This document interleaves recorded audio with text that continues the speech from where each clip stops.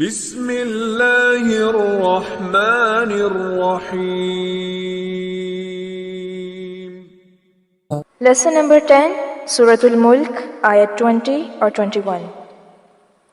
أعوذ بالله من الشيطان الرجيم.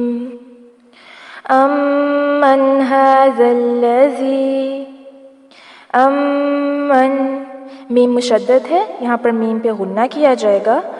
نون ساکن کے بعد ہا آ رہا ہے تو اظہار حلقی ہوگا۔ هذا الذی، ذال کو نرمی سے پڑھنا ہے دونوں الفاظ میں۔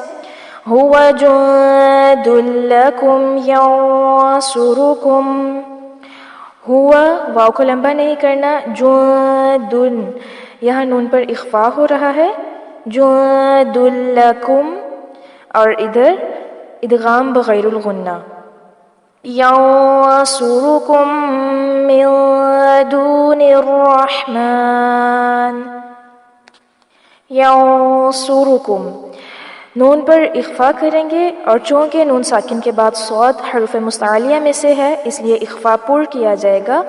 ینصرکم من، میم ساکن کے بعد میم متحرک آ رہا ہے، ادغام شفوی کریں گے، من دون، یہاں نون پر اخفا کریں گے، من دون الرحمن، را پر کیا جائے گا۔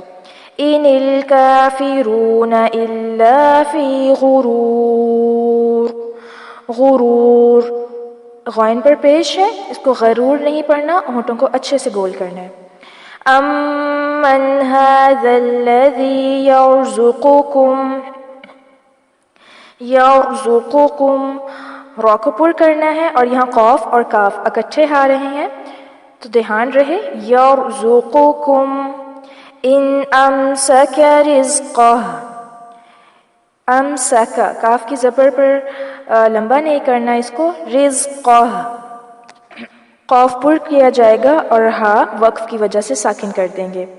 بل لجوا فی عتو ونفور، بل لجوا، یہاں پر لام کے بعد لام متحرک ہے، ادغام مثلین کریں گے، لجو، جیم کے اوپر تشدید ہے اس لیے شدت دیتے ہوئے پڑھیں گے، آگے مد اصلی بالواو، فی عتو، تنوین کے بعد واو آ رہی ہے، اس کا مطلب ہے یہاں پر ادغام مع الغنہ کریں گے، فی عتو ونفور۔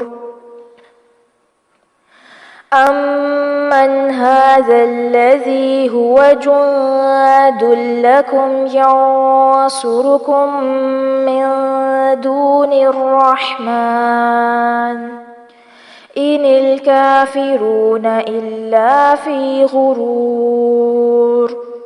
امن ھذا الذی هو جند لکم ینصرکم من دون الرحمن ان الکافرون الا فی غرور۔ امن ھذا الذی هو جند لکم ینصرکم من دون الرحمن ان الکافرون الا فی غرور۔ امن ھذا الذی یرزقکم ان امسک رزقہ بل لجوا فی عتو ونفور۔ امن ھذا الذی یرزقکم ان امسک رزقہ بل لجوا فی عتو ونفور۔